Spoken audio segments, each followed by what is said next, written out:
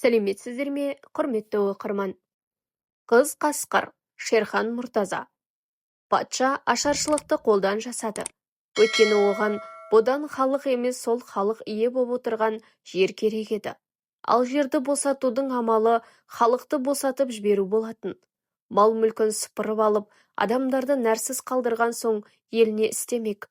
Күн көріс үшін аяқ жетер жерге дейін қаңғырмай ма? Айсұлу емшектегі қызды бір қолына көтеріп, аяғы жетектеп, таудың ар жағында жатқан төркініне жетпек болып, алқын-жұлқын жолға шыққан. Енді кешіксе өзі де, екі бала да өледі. Алдыда көлденең түсіп көсіліп жатқан таудың киесі мұл еді. Жас келіншек сол киеге жалбарынды, жалынды. «Иә, қасиетті кием, қолдай көр, қорғай көр» деп зарлады.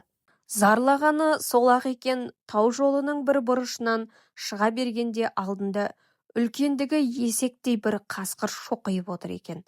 Жүрегі зірк етіп, суылдап ала жөнелді. Тұла бойы суық терге малынып, көз алдында ажал келді. Ажалдың тұрпайы суық болады екен. Айғайлауға шамасы келмей, тілі байланып қалды. Еш жоқ, тіл жоқ, әйтеуір белгісіз, ойсыз, бұлдыр сезіммен әлгі шоқиып отырған қасқырдың алдына қолындағы нәрестені жөргегінде ораулы қалпында қоя салды да, ол баланы қақшып көтеріп алып, ары қарай қаша жөнелді. Құрметті оқырман, қай өңірден тыңдап отырғандарыңызды жаза кетіңіздер. Бұл мен үшін өте маңызды. Қасқыр қуып келе жатқан жоқ па деп артына жалтақ-жалтақ қарады. Құдайдың құдіреті, қасқыр шоқиып отырған қалпы жөргектегі нәрестені иіскелеп отырған сияқты көрінді. «Кешіре көр» деп күбірледі Айсұлу.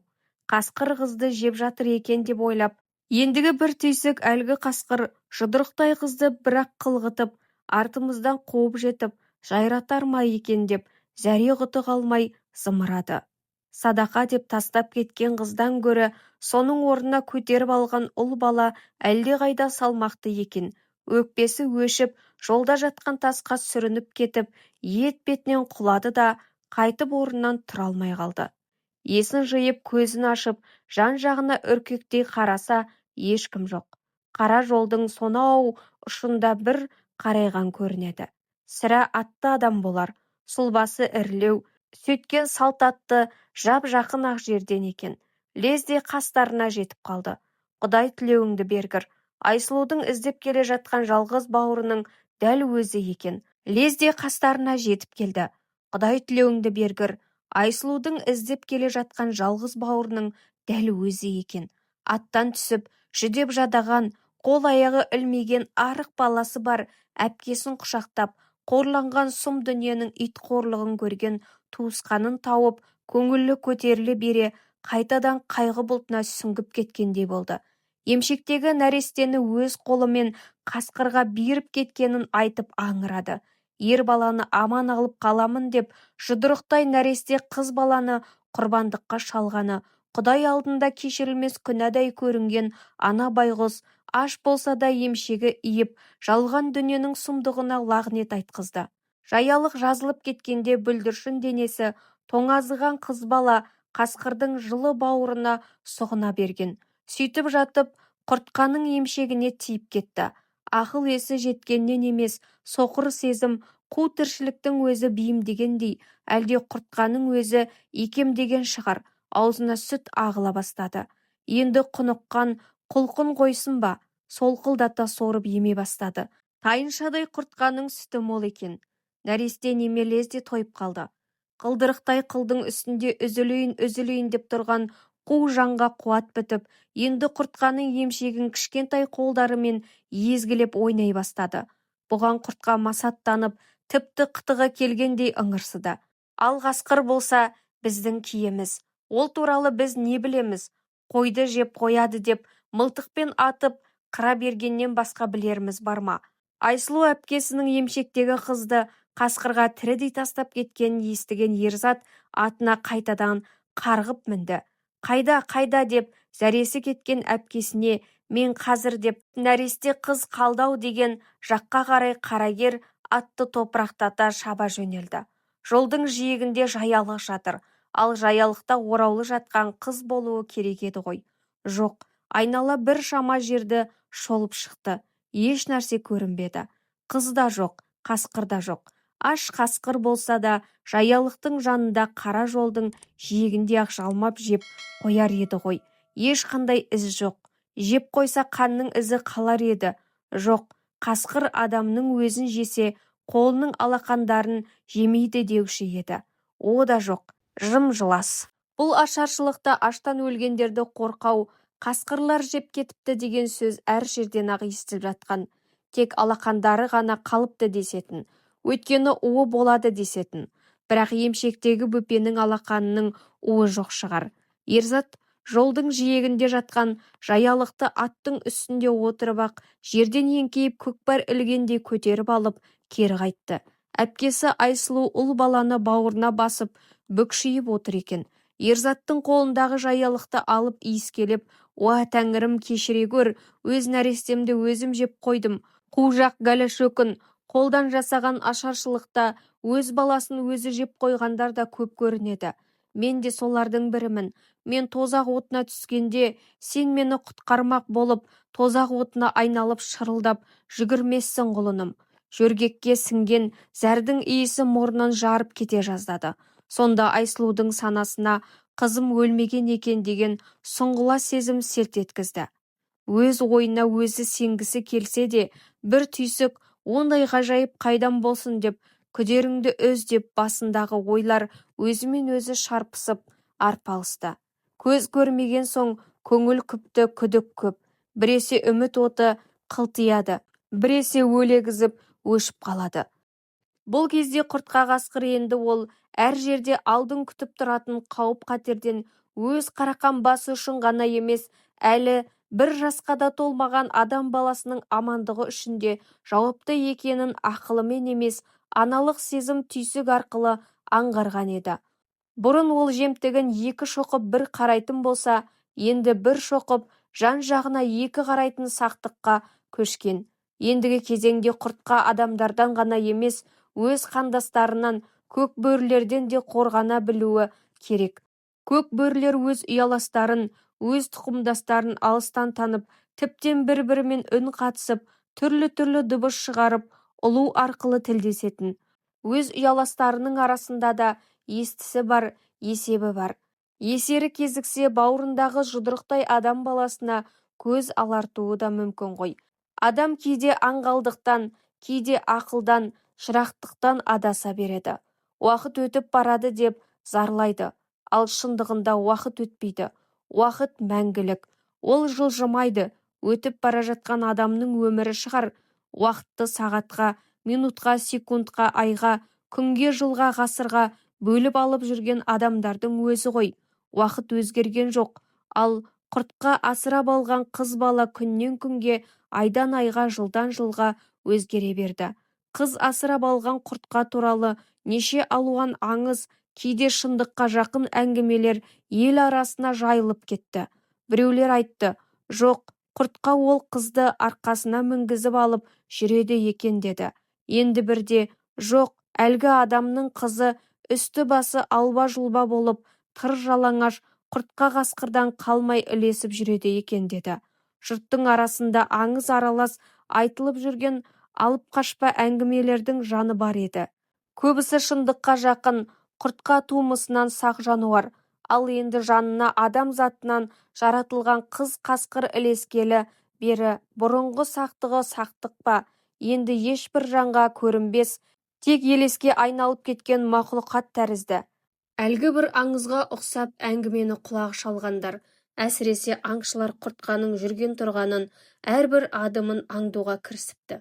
Енді олар қару-жарақпен тіпті сирек кездесетін дүрбімен жүретін болған. Кейбір жолы болғандары құртқаны алыстан құж-құж жартастардың қуыс-қуысынан көріп қалғандары бар.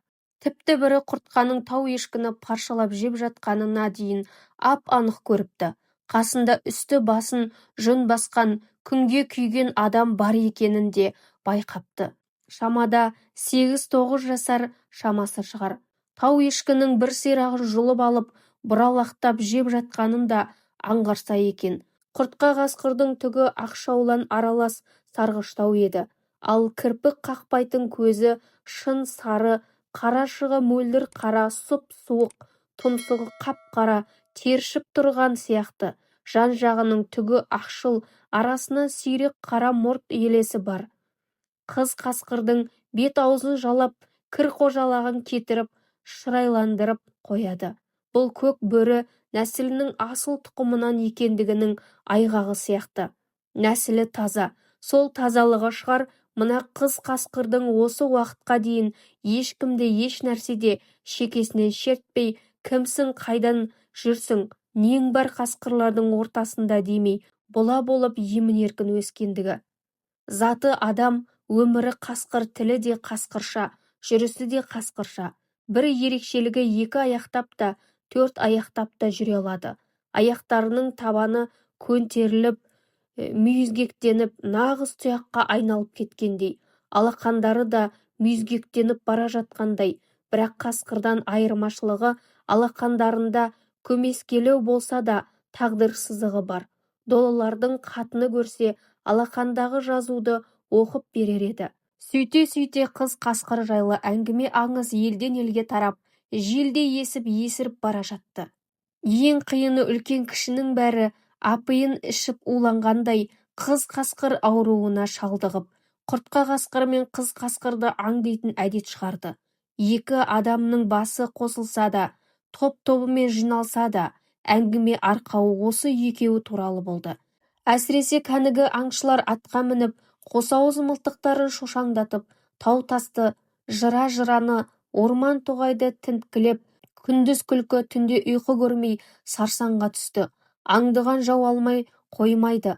Ақыры дүрбілі жау бергі беткейден арғы беттегі құж-құж жартастардың арасынан қоян қуалаған құртқа қасқырды байқап қалып, соңына түсіп берді ғой.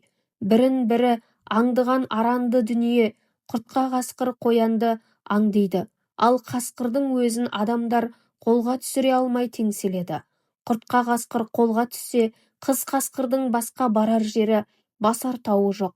Құртқа қасқыр жатқан жерге аңшының оғы жетсе де, өзі жете алмас. Екі арада құлама құз түбінде ақ көбігі айдаһардың жалындай жарқырап, асау өзен ағып жатыр.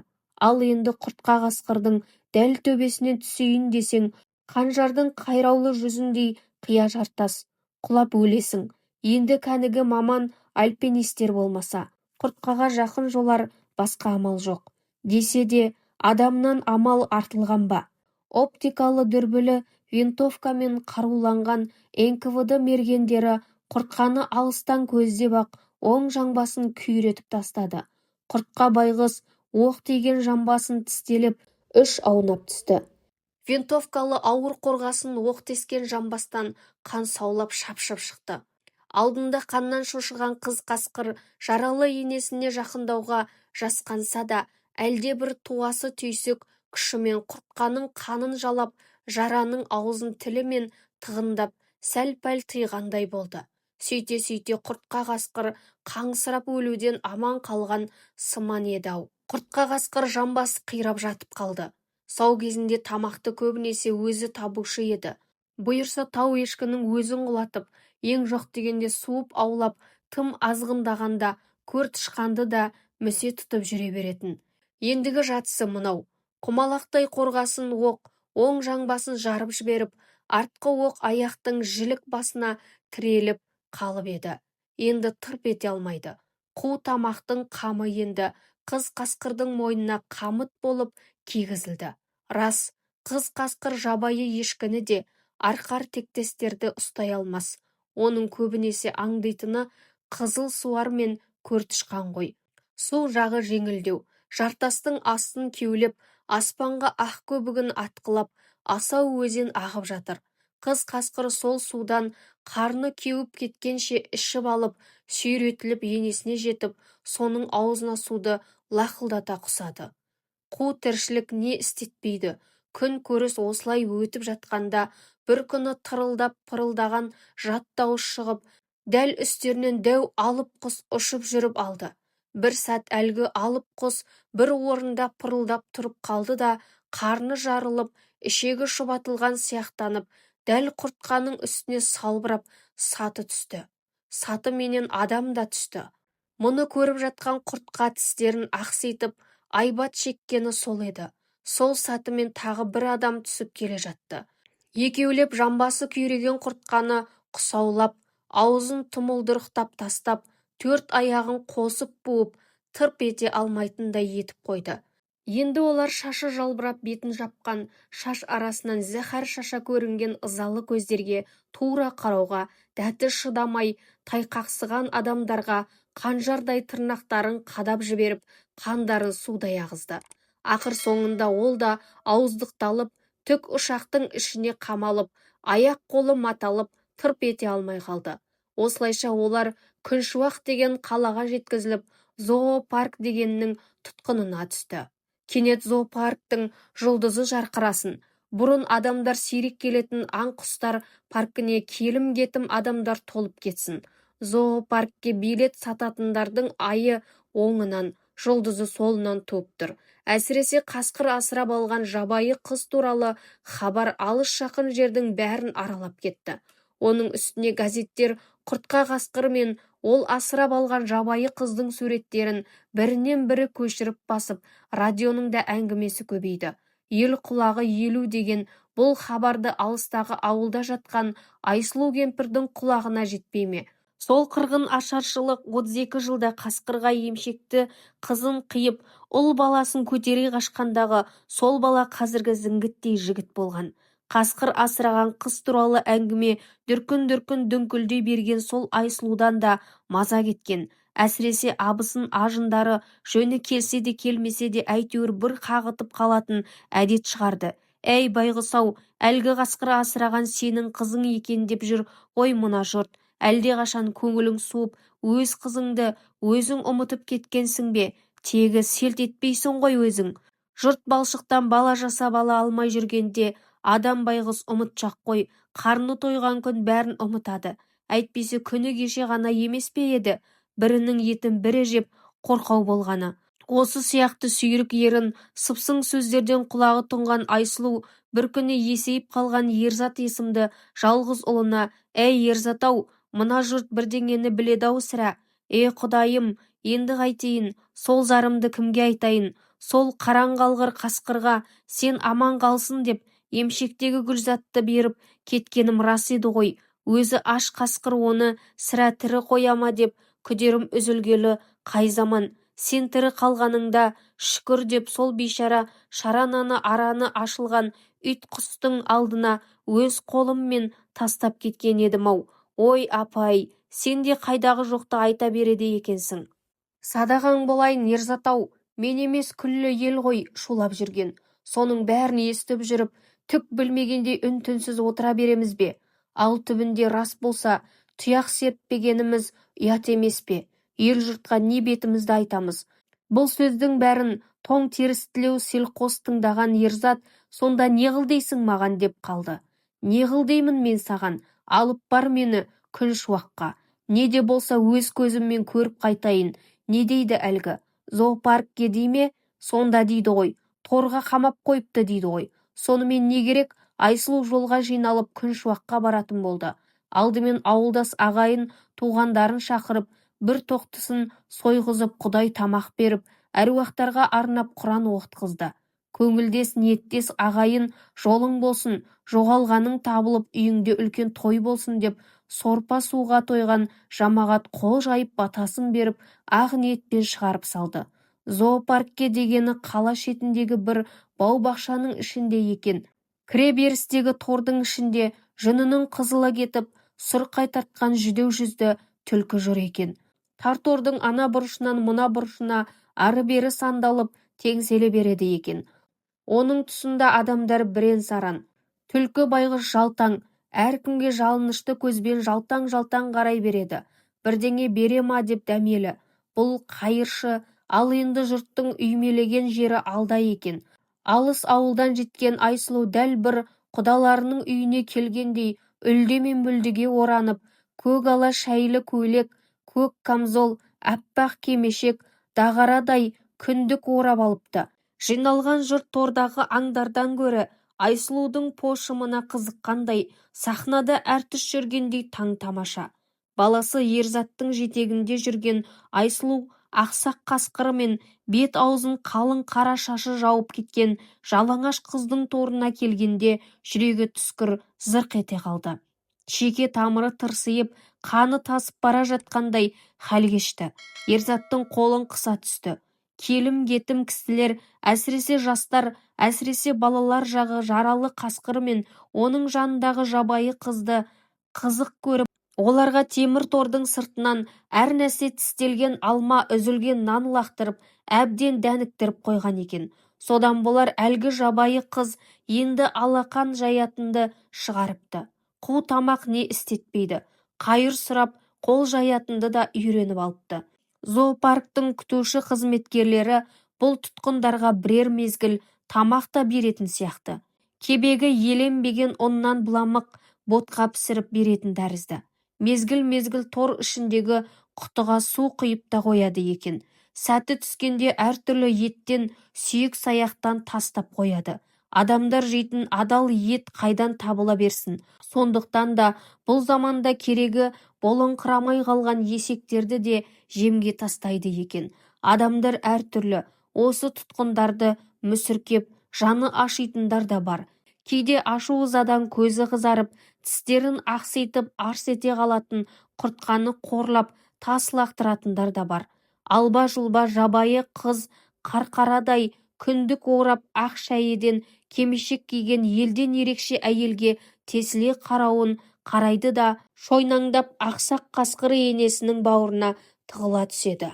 Мұндайда жабайы қыздың миында қандай майдан арпалысып жатқанын бір жаратқан құдіреттен басқа ешкім де біле бермейді. Жалбыр шаш жабайы қыз Айсұлу жаққа қарап, танауын көкке көтеріп, ауаны құныға қармап, айналасын иіскелей береді. Иә, сол баяғыда бір жасқа толар-толмас нәресте шағында шын ананың омырауына жабысып қалған тірі жан еді. Сол кездегі уыз иіс елесі әлі ұмытылмауы мүмкін бе? Енесінен адасып қалған қозы-лақ мың қойдың арасынан өз енесін зар қағып маңырап жүріп тауып алады емес пе? Мүмкін мына жабайы қызда сондай сезім, инстинкт сақталған шығар. Жетім қозы тас бауыр деуші еді. Сонда да болса, әлдебір құдірет күш өлген дүние тірілгендей әсер ете ме? Гүлзат деп еріксіз айғайлап жіберді Айсұлу жазған. Жалбыр шаш жабайы қыз селк етті. Құртқа қасқыр тістерін ақситып арс ете қалды. Сонымен бұл қыз сіздікі екені рас болса, онда оның тұла бойында сіз өзіңіз ғана білетін белгі бар ма деп сұрады заңның адамы Айсұлудан. Айталық, меңі, тыртығы, жараның орны, тағы басқа сол сияқты.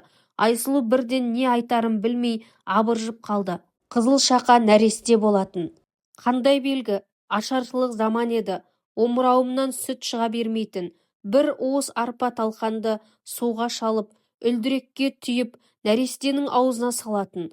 Тумай жатып, ажалдың аранына тап болған бір жапырақ шарана әлгі талқанды солқылдатып соратын. Бәлкім, тірі қалғаны соның арқасы шығар. Басқа не бар? Жара шыққан жоқ. Кесілген кіндіктің аузы бітіңкіреп қалған. Айтпақшы, меңі бар ма? Айсұлу кенет дауысы шығып кетіп. Бар. Екі жауырынның ортасында жасымықтай қалы бар болатын деді. Жасымық деген не деп сұрады заңгер. Қал деген не? Мен бе? Айсұлу жасымықтың не екенін қалай түсіндірерін білмей. Бұршақ, ноқат сияқты деді екі қолын ербеңдетіп.